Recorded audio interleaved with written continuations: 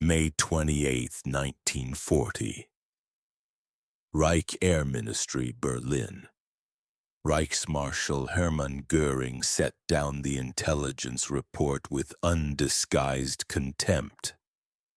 The document detailed President Roosevelt's request to Congress for an unprecedented expansion of American aircraft production, a capacity to manufacture 50,000 planes annually.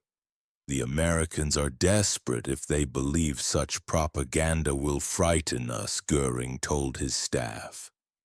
They know nothing of war production. Let them try to convert their automobile factories. They will learn that building warplanes requires more than assembly lines. What Göring failed to grasp was that in Detroit, a Danish immigrant named William Knudsen was already proving him wrong. The former General Motors president, now working for $1 per year as Roosevelt's production chief, was orchestrating the most ambitious industrial transformation in human history.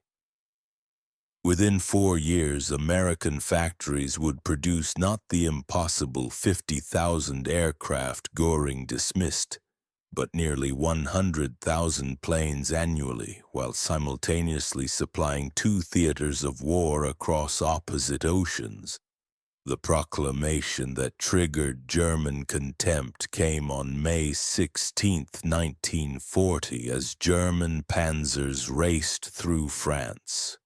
Standing before Congress, Franklin Roosevelt declared, "I should like to see this nation geared up to the ability to turn out at least 50,000 planes a year." The reaction was skepticism even among allies. In 1939, America had produced just 3,611 military aircraft. The Army Air Corps possessed 1,700 combat planes, many obsolete. Yet Roosevelt demanded a 14-fold increase in production. William Knudsen became the architect of this miracle. When asked who could achieve such impossible production, presidential advisor Bernard Baruch responded, "First, Bill Knudsen. Second, Bill Knudsen. Third, Bill Knudsen." Knudsen had abandoned his $300,000 salary to serve his adopted nation, bringing automotive mass production principles to aircraft manufacturing. The transformation began immediately. By December 1941, American factories were producing 2,000 military aircraft monthly, a 20-fold increase from 2 years earlier. The Ford Motor Company announced plans for a massive bomber plant at Willow Run, Michigan. Boeing expanded its Seattle facilities. Douglas Aircraft hired thousands of workers. The arsenal of democracy was awakening. The Nazi leadership's dismissal of American capabilities stemmed from both racial prejudice and willful blindness. General Friedrich von Boetticher, Wehrmacht military attaché in Washington from 1933 to 1941, sent accurate reports describing American industrial mobilization. His December 1940 cable warned, "American war production will reach unimaginable heights." Berlin dismissed these warnings as defeatist exaggeration.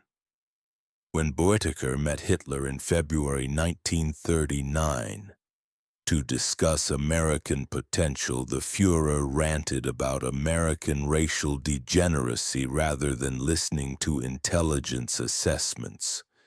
Hitler proclaimed Americans half Judaized, half negrified, and incapable of sustained warfare. This ideological blindness would prove fatal. The prejudice permeated all levels. Luftwaffe intelligence dismissed reports of women entering aircraft factories as signs of American desperation. They couldn't conceive that democratic mobilization might exceed totalitarian command. When reports arrived of factories running 3 shifts, German analysts assumed exaggeration. The Nazi worldview simply couldn't accommodate American reality. Ford's Willow Run plant embodied American ambition. Constructed on farmland beginning April 18, 1941, it became the world's largest factory under one roof. 3.5 million square feet with an assembly line stretching 1 mile. Charles Sorensen, Ford's production chief, promised to build one B-24 Liberator bomber per hour, when other factories managed one per day. Initial results were catastrophic. The first bomber, completed September 1942, required complete rebuilding. Quality control failures reached 50%. By February 1943, Willow Run produced just 56 bombers monthly against promises of hundreds. Critics dubbed it, "Will it run?"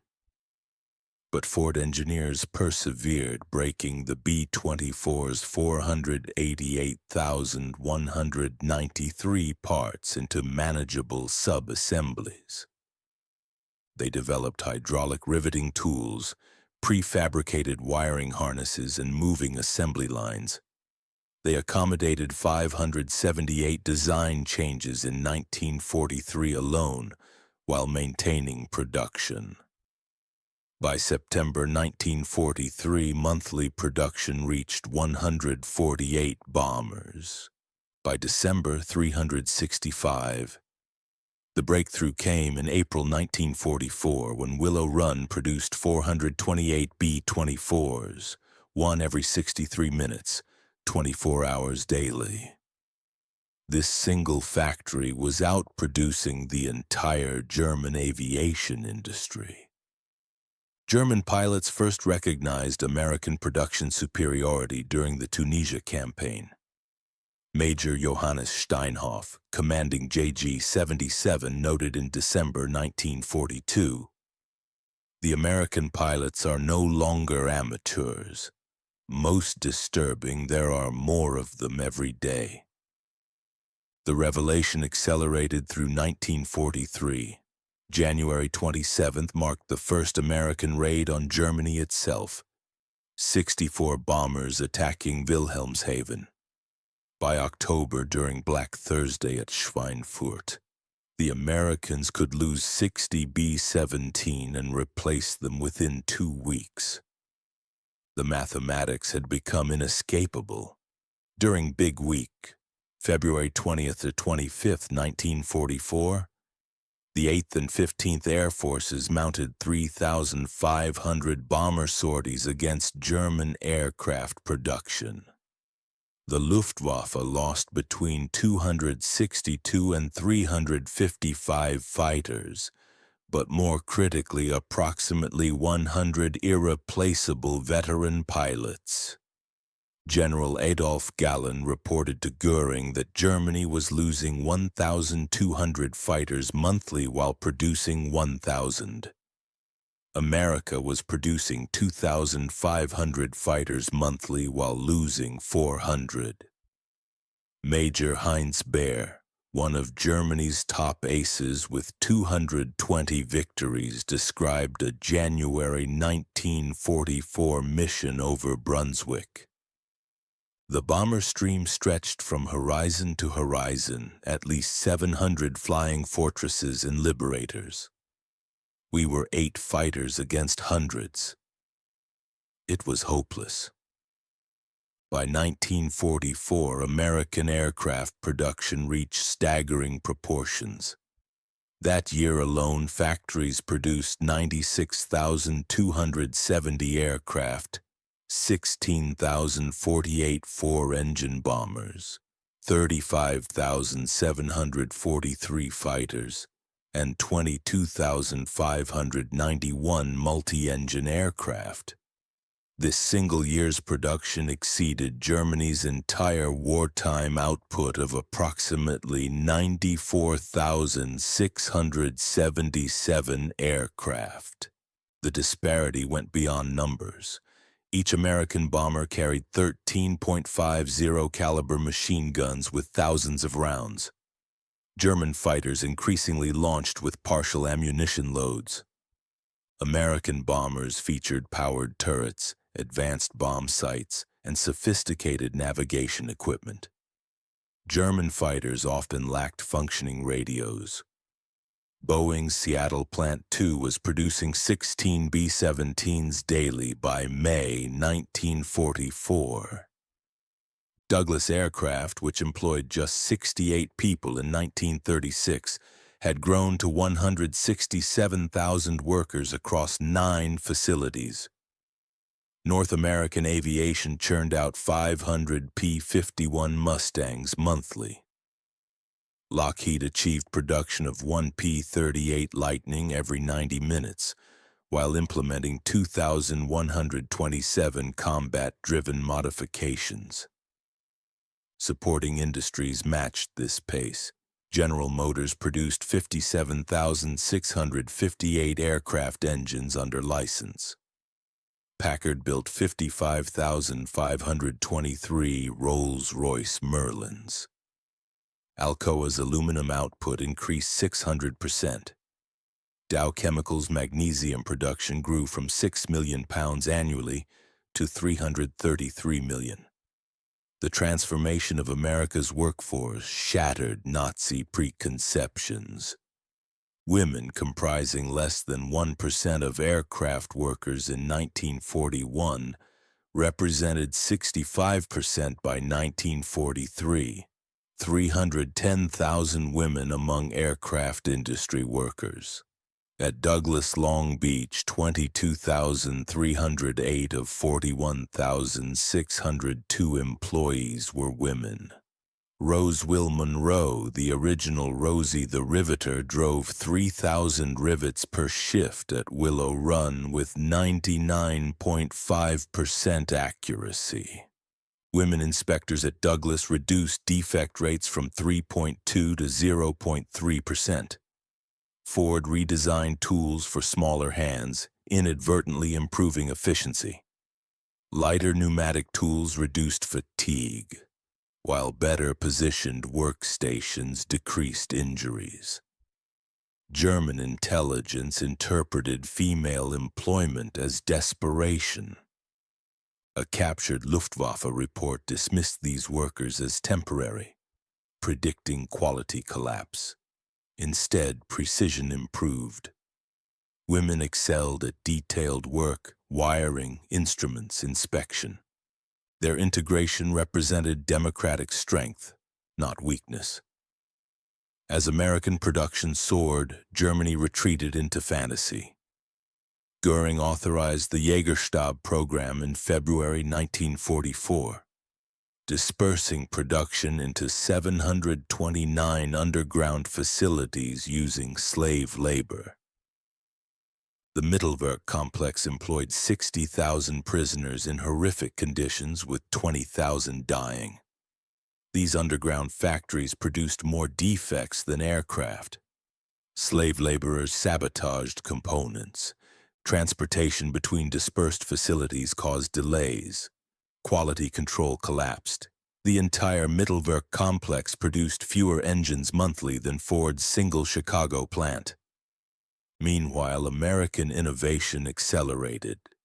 Boeing developed modular B-29 construction across 4 facilities with completely interchangeable parts.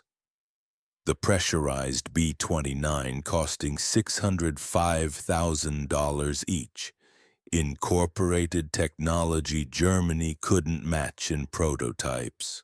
By early 1945, America was producing 100 B-29s monthly. June 6, 1944 demonstrated the culmination of American production. The invasion employed 11,590 Allied aircraft against 319 German sorties, a 36-to-1 superiority. This wasn't tactical advantage, but industrial annihilation. Between January and May 1944, Preparatory bombing dropped 145,000 tons on German targets, exceeding all German bombing of Britain throughout the war.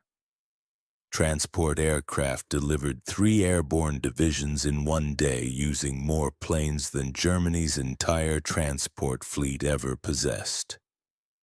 By December 1944, single raids involved 1,200 bombers escorted by 900 fighters. P-51 Mustangs possessed range to reach Poland, performance to match any opponent, and existed in quantities making losses irrelevant. German pilots called them Indians, swarming everywhere simultaneously. As defeat approached, even Nazi leadership acknowledged the production catastrophe. In December 1944, Goebbels wrote in his diary, "Goebbels' promises about Luftwaffe superiority now seem criminal delusions. We fight the world's greatest industrial power with rhetoric," Rommel told his staff before D-Day. "The Americans can lose 10 tanks for everyone we destroy and still overwhelm us. When they land, they will come with such material superiority that no position can hold." Even Hitler admitted to Speer in January 1945. "We should have listened to Bürtiker's reports. Their industrial potential was decisive. While we built hundreds, they built tens of thousands." Albert Speer later testified that American bombing reduced German production by 35% for tanks, 31% for aircraft, and 42% for trucks. He stated unequivocally the American attacks, which followed a definite system of assault on industrial targets, caused the breakdown of German armaments. Germany's Mi-262 jet fighter, operational mid-1944, represented genuine innovation, 100 miles per hour faster than any Allied fighter. Hitler and Göring believed this wonder weapon could restore air superiority despite numerical inferiority. But Germany produced just 1,430 Mi-262s total, with never more than 200 operational simultaneously. Engines required overhaul every 10 hours. Critical materials were unavailable, forcing inferior substitutions. America, meanwhile, had begun jet development in 1942. While the Bell P-59 proved inferior to German jets, Lockheed's P-80 Shooting Star, superior to any German jet, entered production before war's end. American industrial depth allowed simultaneous pursuit of multiple technologies, a luxury Germany couldn't afford. The contrast epitomized the production war's outcome. Germany's technological superiority in jets meant nothing against America's ability to produce thousands of conventional fighters while simultaneously developing next-generation aircraft. Quality without quantity proved worthless in total war. Hermann Göring's arrest on May 8, 1945 by elements of the U.S. 36th Infantry Division marked the beginning of his confrontation with reality. Initially defiant at the interrogation facility in Augsburg, he maintained German technology had been superior, overcome only by numbers. His subsequent transfer to Camp Ashkern in Luxembourg, the dedicated facility for high-ranking Nazi prisoners, brought intensive interrogation. In July 1945, Major Kenneth Heckler conducted extensive interviews documenting Göring's evolving recognition of American industrial superiority. "I knew American industrial potential was great," Göring admitted to Heckler, "but the execution exceeded my worst fears." That single factory at Willow Run produced more aircraft than our entire bomber force at peak. It was incomprehensible. He expressed particular astonishment at American logistics. Your ability to supply forces across 2 oceans while maintaining domestic production. This was beyond our conception. We couldn't adequately supply forces 500 miles from Germany.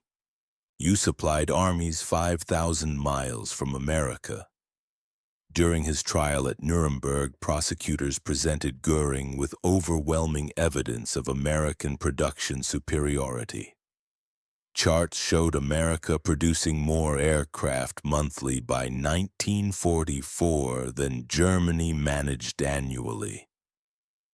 Films of Willow Run's assembly lines played while prosecutors listed German cities destroyed by bombers from that single factory. Göring's March 14, 1946 testimony revealed his struggle to comprehend the scale. I believed the economic and technical potential of the United States to be unusually great, particularly the Air Force. But I never imagined they could increase aircraft production 100-fold in 4 years. Such growth seemed physically impossible. Prison psychologist G.M. Gilbert documented Göring's obsession with production statistics. He repeatedly calculated ratios comparing single American factories to entire German production. He seemed particularly fixated on Willow Run, calling it that damned factory that broke our backs, when shown that America had produced 812,615 aircraft engines versus Germany's 241,675. Göring simply stared at the figures in silence. The mathematical reality of defeat was undeniable. The transformation's scope remains staggering even today. From 3,611 military aircraft in 1940, America produced 295,959 by war's end, 97,810 bombers, 99,465 fighters, 98,684 others. This represented not just quantity but systemic superiority in every aspect of production. 2 million Americans worked in aircraft production at peak, including unprecedented diversity. Women, African Americans, Mexican Americans, Native Americans, disabled workers, teenagers, and elderly citizens. This democratic mobilization achieved what totalitarian command could not: voluntary cooperation that exceeded forced labor's output by every metric. The workforce that entered factories in 1941 knowing nothing about aircraft emerged in 1945 as the world's most skilled aviation workers. They didn't just build planes, they revolutionized manufacturing itself. Statistical quality control developed for bomber production became standard industrial practice worldwide. Automation principles pioneered at Willow Run transformed global manufacturing. The engineers who designed bomber assembly lines would design the Saturn V rocket. The women who riveted B-24s would raise children who walked on the moon. The production miracle didn't end with victory. It launched the American century. The financial dimensions defied economic orthodoxy. Aircraft production consumed $45 billion in 1940s dollars, equivalent to $800 billion today. The B-29 program alone cost more than the Manhattan Project. Yet rather than bankrupting America, war production created unprecedented prosperity. Unemployment, which had plagued the Depression decade, vanished completely. Personal income doubled between 1940 and 1945. War bond sales by workers themselves financed much of the expansion. Willow Run workers alone purchased $45 million in bonds, funding their own factories' operations. Germany, conversely, consumed 40% of its entire industrial capacity for aircraft production by 1944, yet produced less than half American output.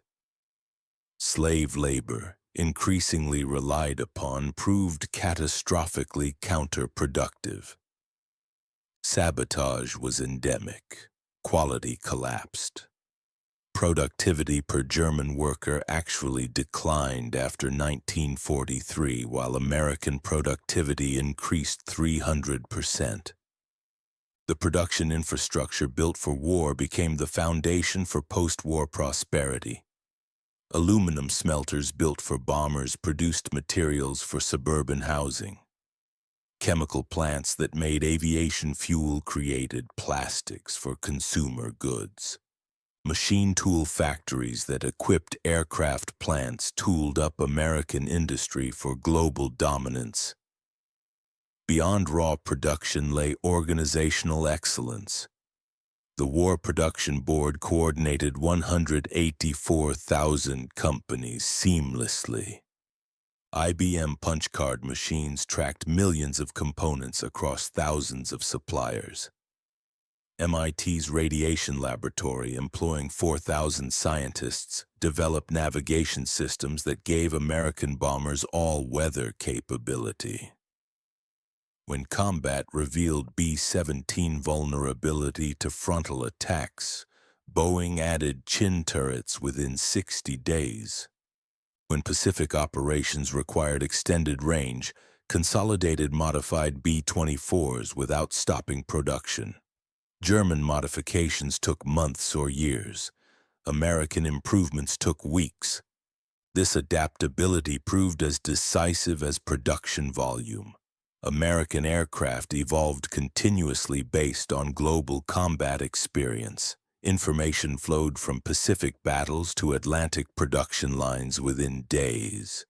German aircraft produced in isolated underground facilities by slave labor remained static while American designs improved weekly.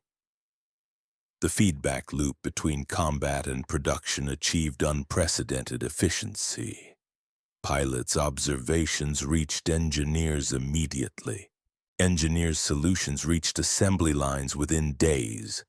Assembly line workers' suggestions reached designers directly. This democratic flow of information proved superior to German hierarchical command. On October 15, 1946, hours before his scheduled execution, Hermann Göring wrote his final letter. In it, he made his most complete admission of the production war's significance. The Americans won through industrial power, not military prowess. We were not defeated by better soldiers, but by better factories. The nation we dismissed as capable only of building consumer goods buried the Wehrmacht under aluminum and steel. His last recorded statement to Gilbert was equally revealing. We declared war on an industrial giant while it slept. When it awoke, we were doomed. They didn't just outproduce us, they revolutionized production itself. Every aspect of their system proved superior to ours. Göring committed suicide that night, but his final testimony stands as history's verdict on the production war. The Reichsmarshal, who had dismissed American capabilities, died knowing a single American factory exceeded his entire Air Force's lifetime production. Military historians consider the production achievement the decisive factor in Allied victory. Without the overwhelming material superiority it provided, D-Day would have been impossible, the bombing campaign unsustainable, and the Pacific War unwinnable. Richard Overy, the leading historian of the air war, concluded, "The outcome was determined not by fighting spirit or tactical brilliance, but by the weight of material. The Allies won because they buried their enemies under an avalanche of production. The numbers support this assessment absolutely. By 1944, America alone was producing more military aircraft than the rest of the world combined, Axis and Allied. This wasn't incremental superiority, but order of magnitude dominance. Germany faced not defeat, but obliteration. Yet the production miracle's significance transcended military victory.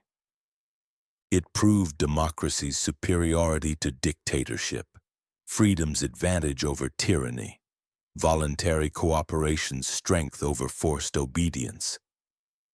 The workers who achieved this transformation weren't slaves or conscripts, but free citizens united in common purpose. Hermann Göring's dismissal of American production capacity stands as history's catastrophic miscalculation. His contempt for democratic industrial potential cost Germany the war and millions of lives.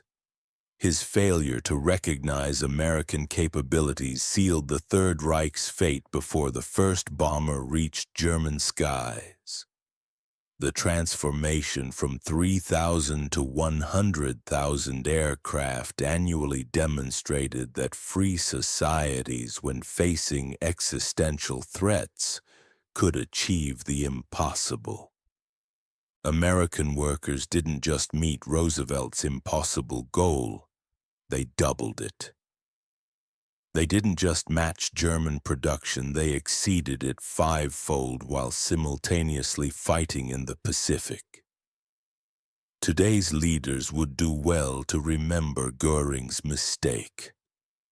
Dismissing democratic nations as weak because they're peaceful, or underestimating free people's productive capacity because they prefer prosperity to conquest, invites catastrophic miscalculation. America in 1940 appeared unprepared for war. By 1944, it had become an unstoppable industrial colossus. The arsenal of democracy proved that production lines could be as decisive as front lines, that assembly workers could be as crucial as soldiers, that industrial mobilization could determine victory as surely as military strategy. Göring learned this lesson too late, at the cost of his nation's destruction. From his dismissive reaction to Roosevelt's announcement in May 1940 to his execution at Nuremberg in October 1946, Hermann Göring's journey traced the arc of Nazi Germany's destruction. His contempt for American production became the epitaph for the Third Reich, a regime that confused ideology with capability, that mistook tyranny for strength, that believed racial mythology could overcome industrial mathematics. The Reichsmarshal who dismissed American aircraft production died knowing that American factories had produced more planes in 1944 alone than Germany managed throughout the entire war. His mockery of democratic industrial capacity became history's most expensive joke, paid for in the currency of total defeat. America produced 295,959 military aircraft. Germany produced 94,677. But the real victory lay not in numbers but in method, proving that free workers could outproduce slaves, that democratic cooperation could exceed totalitarian command, that a nation of immigrants and diverse citizens could unite to achieve the impossible. The B-24 bombers rolling off Willow Run's assembly line every 63 minutes weren't just aircraft. They were democracy's answer to tyranny. Each rivet driven by a woman who'd been a housewife months earlier.